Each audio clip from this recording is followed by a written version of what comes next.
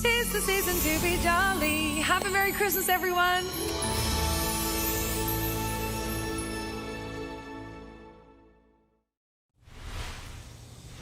Checking finance now, it's 40 years to the day since the Australian dollar was floated on the global marketplace. Here's finance editor Chris Kohler. December 12, 1983, the Aussie dollar went up against the world's biggest currencies, and it's been doing it every day since. This is what things looked like back then, when Treasurer Paul Keating confirmed on day one the Aussie was buying 90 US cents. I'm very pleased with the way in which the first day's trading has gone, and I think it's been an excellent introduction of the new system. And this is what's happened since. It fell all the way to 47 US cents after the dot-com crash in 2001 and climbed all the way to $1.10 US during the resources boom of 2011. That feels like a very long time ago, as the Aussie now buys 66 US cents. And it's certainly been embraced. The Aussie is now the 6th most traded currency in the world, sitting between the Chinese yuan and the Canadian dollar. As for the day-to-day finances today, the share market was 0.5% higher as traders waited for the Chemist Warehouse merger to land on the ASX, and the Aussie dollar, on its kind of birthday, was also buying 61 euro cents and 52 British pence. Thank you, Chris. Let's get the weather now. Here's Jessica.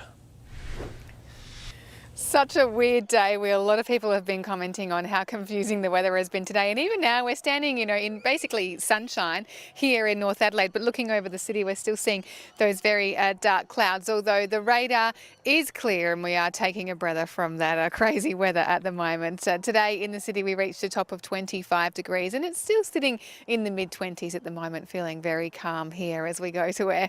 Across the suburbs, though, well, it hasn't been calm all day. There's been huge variation.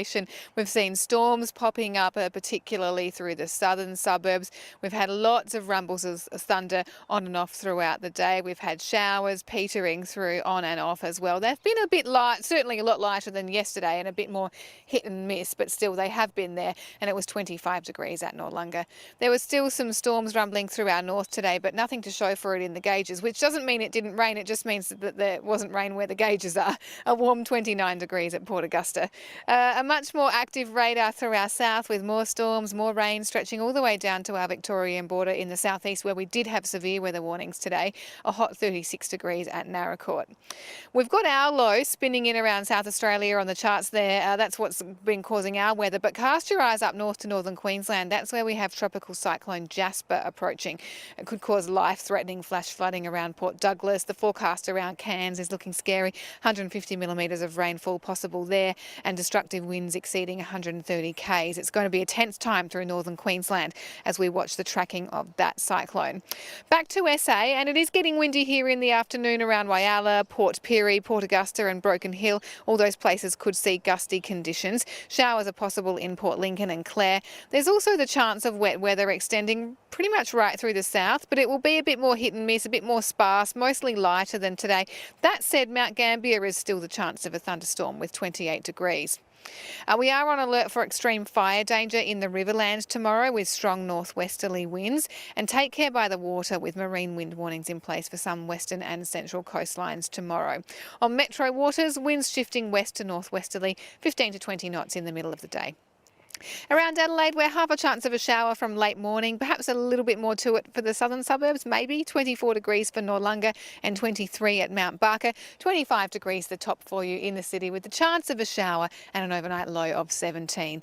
After that, look, there is still the chance of showers on the forecast for Thursday, looking in the low 20s, certainly nothing heavy. Friday, you should really start to feel things drying out in the low 20s again, and dry conditions on the weekend with some sunshine on Sunday.